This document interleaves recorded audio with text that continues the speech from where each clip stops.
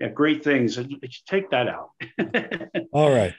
Dan graduated from Virginia Military Institute, third among economics majors. He also completed a modern languages curriculum. He served in the infantry, then as a reservist in the Special Forces support role, next as training company commander, and later in a classified Army Research Institute role. So another Army guy. Yeah. Who? Uh, Dan was also in the financial services industry and he retired. He had just, he's done a lot in that field. He had different, like Alphabet soup? alphabet soup, a lot of certifications, charter financial planner, certified business intermediary, chartered financial consultant, and chartered life underwriter. And his book, Secrets of the Successful Financial Planning, was awarded the Catholic Writers Guild Seal of Approval in 2019. Dan, how are you doing today? I'm doing well. Thank you very much, Bill. Good. And Hope you're well. my apologies for the slip ups there. For some reason, my computer was going for there for a second. But you've done a lot. I was in the financial industry for a while myself. I was in banking for a while, so a little different than what you were into. But you were Banking in potential. Commercial banking or consumer banking or what? I was in consumer and I was also in financial planning for a little bit. Oh, nice. So you spent you had a great career in there, and you had this book, and I was reading some of the reviews on Amazon. Great reviews on that book. So congratulations on that. I appreciate that. Yeah. I wanted to cap a career, 30 years actually, with something that would just be helpful, to the public, not grind an axe and obviously not be used to, not that that would be bad, but not to use it to attract clients. Mm-hmm. That's the typical use for these sorts of books. But for me, I was almost completely retired by the time I finished the copy. And by the time it came out, I was in the midst of transferring all clients and finishing up the business entirely. And then moving to what then was as much writing as I could get to. So as my health would let me get to. Sure. Let me ask you, Dan, how did you get started with writing? I think it was back in 1992, a long time ago. I engaged a marketing consultant to help me with my financial planning business at about the time I got the certified financial planner designation. And there were a number of things suggested. One was to write articles from time to time. So I started doing that. Okay. Every now and then I've written articles on things like pension, retirement law, things of that nature. I'm not an attorney, but I don't mind going into the legal aspects of things, whereas most financial planners were very intimidated about that. The idea of practicing law without a license. I prefer to help people to the maximum rather than to be worried about where that might go. So, but I didn't cross the line into practicing law. Did go a lot farther than you might expect in that book that came out a couple years ago. And actually that book, The Secrets of Successful Financial Planning, was proposed on a website that acted like an agent. It's not operating now. It's called authors.me. And authors, if you've been published before, authors could write proposals for books. And my proposal for this was a fiction because I'd been involved in a number of pretty dramatic things in the course of financial planning. I mean, in 30 years, you get involved in people's personal situations. Right.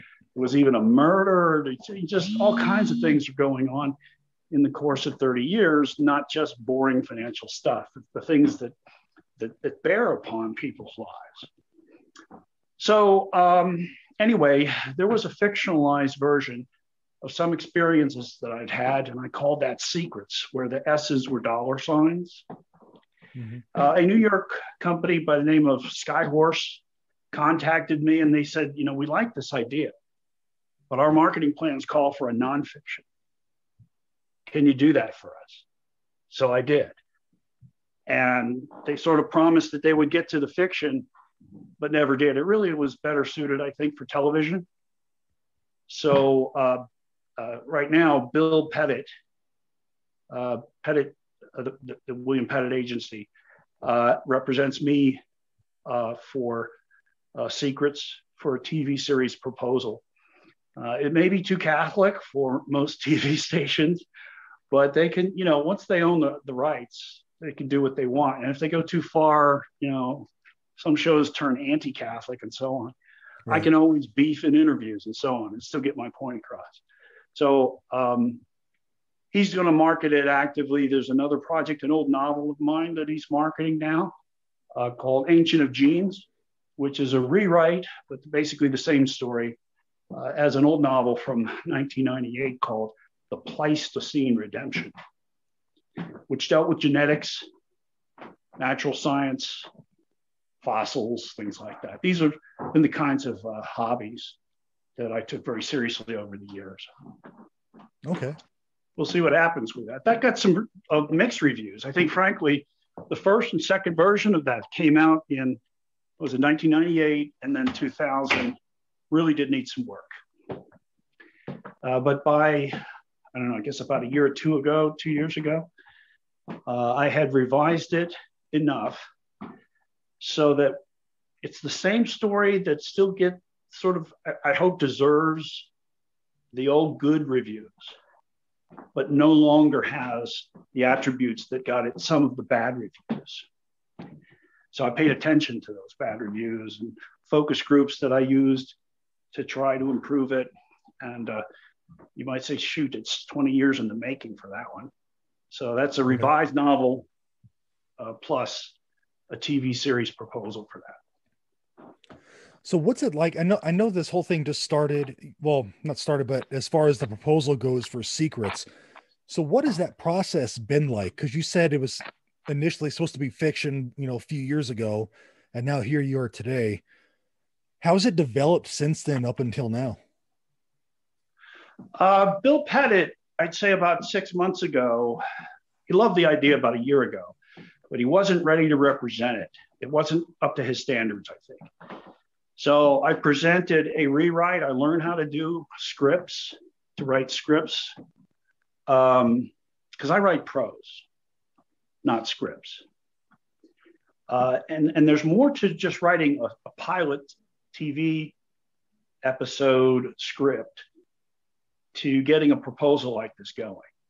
You have to describe in detail the other episodes of year one. Years 2 and 3 have to be described as well. And there has to be some reason why a buyer called a market would want to get the TV series and have it go for, say, 5, 6, 7 years or more. They really want things that they call franchises because they last. They might even spawn new series. So you have to keep an eye towards those kinds of things if you want to market a TV series proposal. These proposals are called Bibles. I never did like that term applied by Hollywood to TV series proposals, but that's what it's called. These days, it will include something very graphic, often referred to as a pitch deck or a lookbook. So with that, you have pictures and then critical scene and character descriptions, all put in a deck of, let's say, anywhere from 10 to 20 slides, typically anyway. And the idea is to add emotion through those pictures and the references that you've typed on there to interest the market into buying the TV series. Or possibly your agent could find an executive producer, an independent, who could produce it and then get backing by some of the distributors, like Lionsgate and things like that. Paramount was interested in Ancient of Genes, that other project I mentioned, that was from the novel. They eventually rejected it. A couple of reasons. They said it would be better as a TV series rather than as a feature film. And the script was written as a feature film, again, not by me because I didn't know how to do it, but by a friend of mine who'd retired from the CIA and who really liked the book itself. He lives here just outside of Charlotte. And a guy by the name of Tom Wolfe. And so he was an analyst. he understood some of the aspects of the book and some of the concepts behind genetic warfare of mass destruction, wherein future generations genetic legacy can be affected, even with current technology, but right at the edge of current technology. So it's science fiction, but just beyond current current genetic technology. I think the Chinese are trying to go there. Think about what they're doing. Where they are distributing their own vaccine for COVID, mysteriously, they are requiring a large series of genetic surveys, samples from those countries. Why do you suppose they'd be doing that? Well, their cover story is that they want to they want to make sure they can modify the antivirus, the vaccine, as time goes on. But that's bogus because it's the virus they have to focus on, not the genetics of the person. Very much less that. Really, they want to be able to be in a position to target a genetic weapon to a population in order to blackmail it or actually be at war with it. So everybody's wondered for almost 2,000 years, what the Bible referred to when Christ said there would be wars and rumors of wars. What the heck does rumors of wars really mean? It means, I think, my best guess, not being a theologian, is that there are wars that act like rumors. You don't really know that somebody's going to war with you, but you know something really bad's going to happen. I think we're seeing the tip of this with COVID, or at least the potential for it, if not intentionally. And there certainly is a more explicit exploration of that in Ancient of Genes. Okay. That's interesting. No, I was looking through, I was on your website, which is authordan.com, by the way, so everyone check it out. And you have, obviously, you have nonfiction and you have fiction. So what's the difference? Well, obviously, we know what the differences are, but what's the difference between the two writing styles on maybe how you get prepped, how you draw inspiration to do that writing? Well, I think before I go to the inspiration part of it, I'll speak to the style that is the difference. You want to be somewhat dramatic in nonfiction to keep the interest of the reader. So in financial planning, for example, by nature, it's a very dry subject, but it's high stakes. And there are lots of future implications that are easy to not think about because it's not the now. Running out of money during retirement is not the now for somebody, and so on. Or not being able to pay your bills because you might get disabled is not a now thing to think about. You'd rather just trust that, what you've got on the job will take care of you in a disability, and you don't want to bother to read the fine print, which is where you find it probably won't. So financial planning examines all of that detail, and any examination of any detail is boring by its nature, right? So you have to have stories. And I really do believe that stories are much more interesting, especially when they're true stories, where the names are changed. That's much more interesting than case studies, which is what most financial planning books have. So that's a major difference there. It takes on some elements of fiction, even while staying within true stories. Okay. You have to, I think, though, to get started with anything like that, you have to have an experience which can be fictionalized and yet still sound authentic. So if you have a military scene, for example, you have to have lived something similar, if not actual combat. I've not been in combat, by the way. It's been pretty extended and pretty dangerous stuff, but it hasn't necessarily been actual combat. And I've been supporting combat operations and special forces missions. but I've not been in them myself. But I've been close enough to know what those are like and be able to fictionalize it in a way that allows people to experience and feel like this is authentic. So with regard to the fiction, adventure fiction, I have my own adventure, or at least I did when I was in better shape. My back wasn't bothering me as much.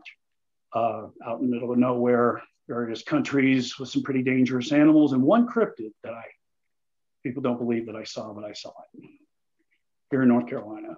And then on the nonfiction side, you have to understand the topic and be able to make the words relatively concise, especially big topics like financial planning. That's a really big topic, lots of subsections.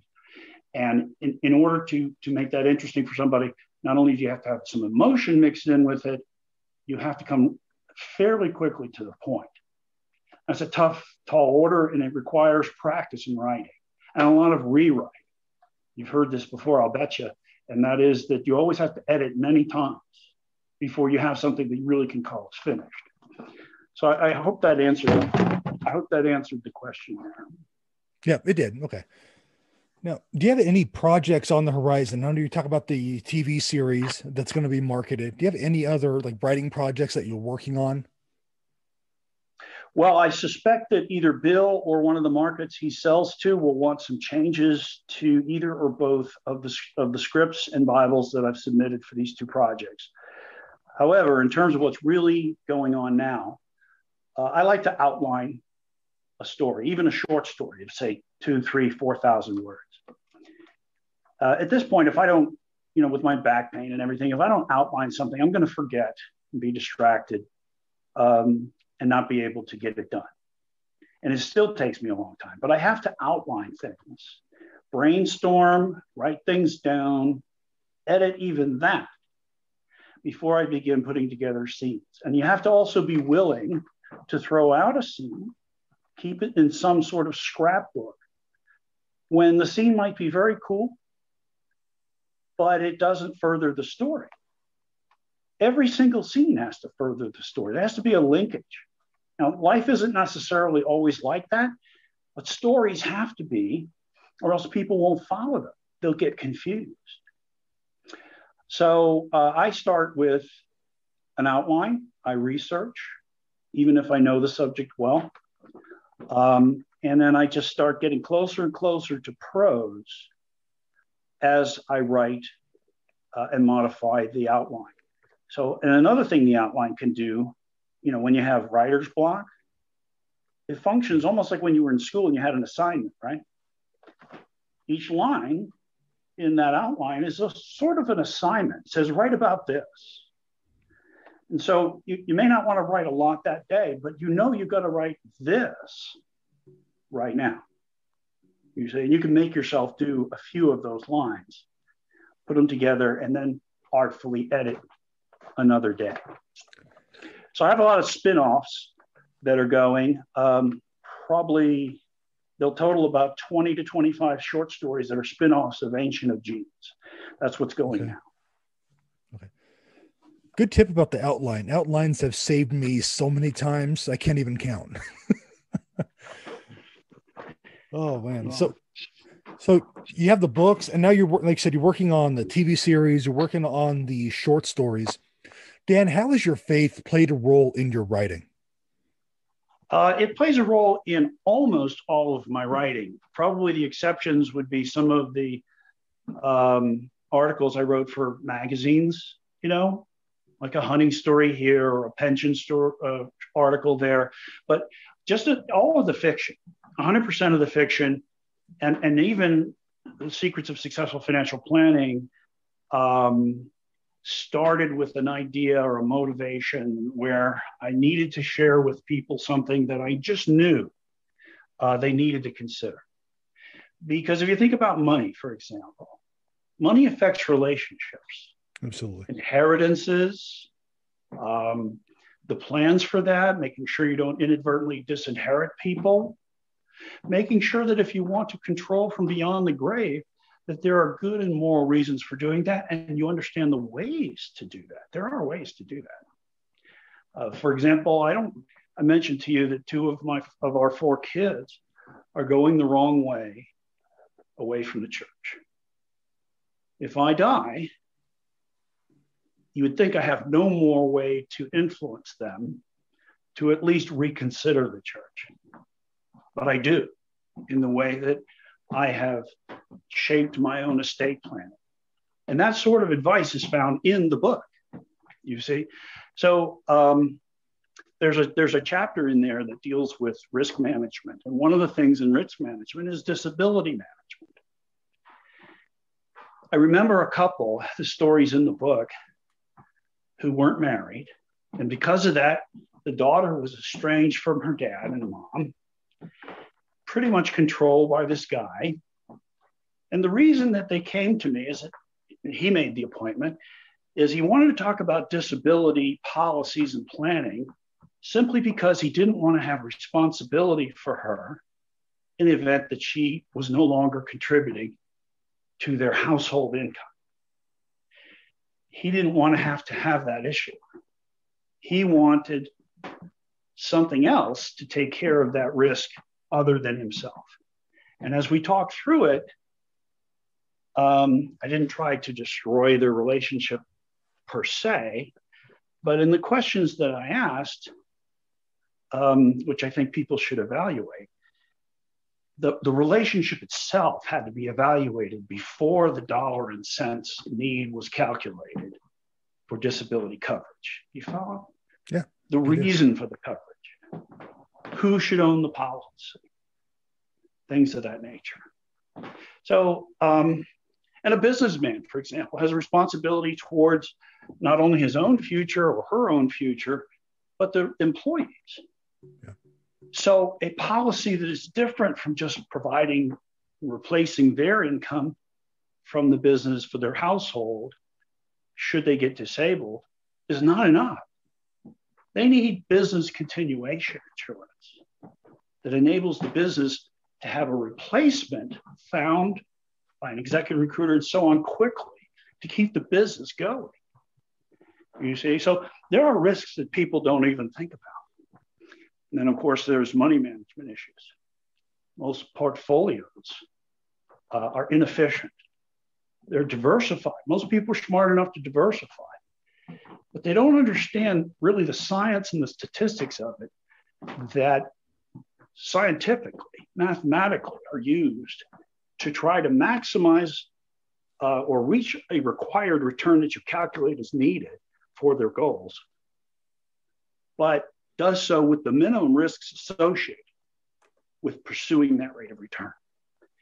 So you might say, well, oh gosh, you don't want to build a big tower and have money be your God.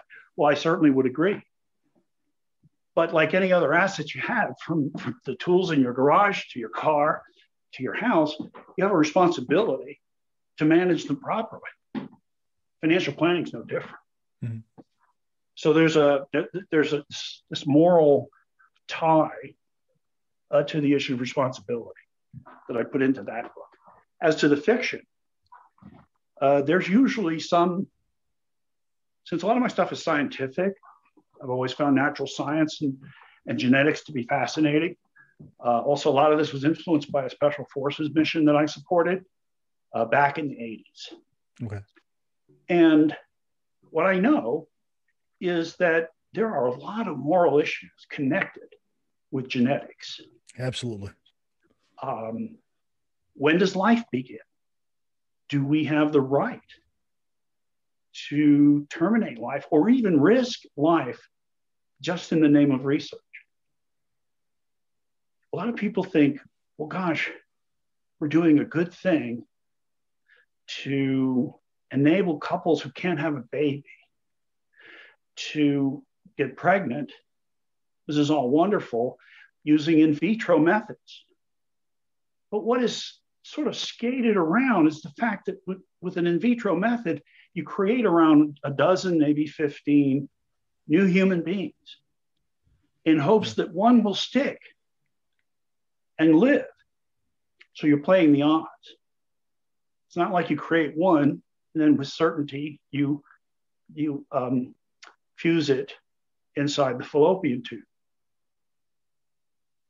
That's not how it's done. It can't be done successfully that way. So that method is one that dooms 11 out of 12. We can't go there. But if you're going to communicate a moral lesson like that, which is part of my purpose as an author, you can't just come out and say it. I mean, you might as well just write an op-ed. You have to let the reader explore the issue and come to their own conclusion by showing consequences, maybe even some fantastic things that may not happen in reality, but make it entertaining, but also thought-provoking. So that's what I put into those books, into those stories. Okay. Now, what feedback have you received from your work?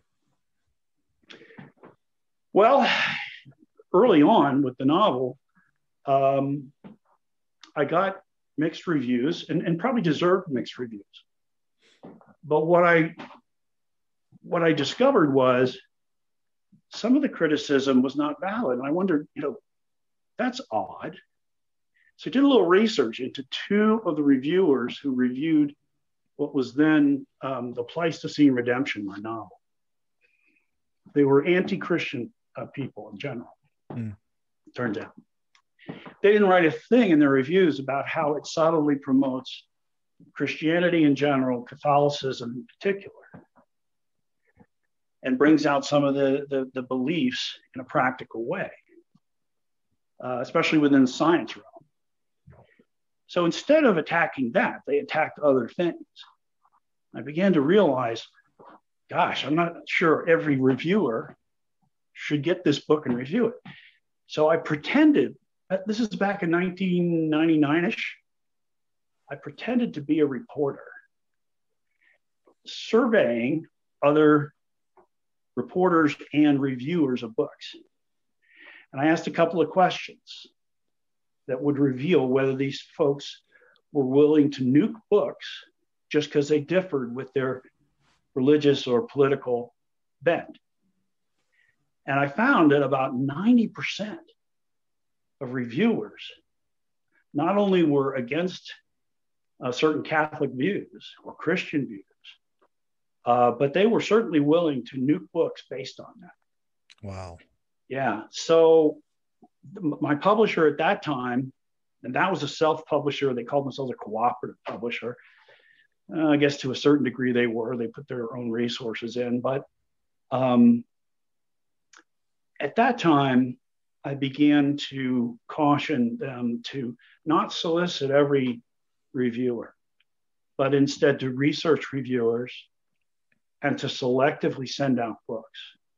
And anybody else who writes a book, I would give this same advice. You don't want your book to get nuked just because somebody wants to be a jerk about their beliefs versus yours. Another tactic you can take, which I think is perfectly valid, is there are some services on the internet that will solicit for you reviews in return for free copies of the book. This is pretty typical. However, in order to get that book, a person has to read a description, right? Make sure that the description of your book that's used by those services to solicit and get people to review it explicitly says what your religious point of view is that you're bringing out in the book. If you don't do that, it'll be unclear, and you'll have a smattering of people who will get interested in the book for its various secular interests. Then you'll have in that group an awful lot of people who'll be willing to nuke it for unjust reasons. So frankly, in order to avoid an unjust set of bad reviews, you have to manipulate who you give a book to review. Well, great tip for any authors and aspiring authors out there. Dan, where can our listeners check out your books and your writing? Most of these can be ordered from any bookstore, but some of them are kind of old and they're not able to to keep them, in inventory, but you can order The Pleistocene Redemption. You can order Secrets of Successful Financial Planning. Ancient of Genes is not ready yet. Bill Pettit has to work his magic to get a publisher to pick that up. So it's not just a TV series, it's the novel. And as for Secrets, that's not in book form anyway. You have to wait and see whether that becomes a TV series. The short stories can be bought individually or in sets at a number of venues, including Barnes and Nobles online. Okay. One can get links to several of these different online booksellers at my website, which is either authordan.com or storiesamazing.com. They're the same website, just different pages on the same website. I'm told that site's going to be revised, much more visual, lots more movie backgrounds for excerpts and things of that nature. It's much more interactive. Okay. Like you hover over something and something cool happens. The site's going to be completely reworked, but it's the same material. And you can get excerpts. The humor page is totally free. So those works are in their entirety, totally free. Okay. Again, website authordan.com. So I encourage everyone to check it out. Dan, thanks for coming on today and talking about your work and what you have coming up. Appreciate Bill, it. I want to, if you don't mind, I want to plug an organization that can really help other authors. Yes, please. And I think even the public and ultimately, and that's the Catholic Writers Guild. Yep. CatholicWritersGuild.org is their website. It's only about $40 or so per year, but they have a lot of really inexpensive and also some free learning resources and events. It's full up for this weekend, but their annual online conference is this weekend. So people are going to miss that unless they're already members and signed up. But they have sort of mini conferences throughout the year, and they often have a lot of regional groups that are often associated with a diocese, and those meet, and they have presentations and small groups and things of that nature that can help you improve your writing. Great. And everyone, that's Catholic Writers Guild.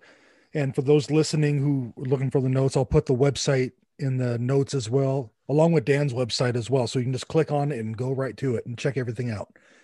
All right. Thank you, William. Well, Dan, it's my pleasure. Thanks for coming on and just talking with us about what you do. It's always fun. Thanks for what you do too. God bless, William. God bless. Bye.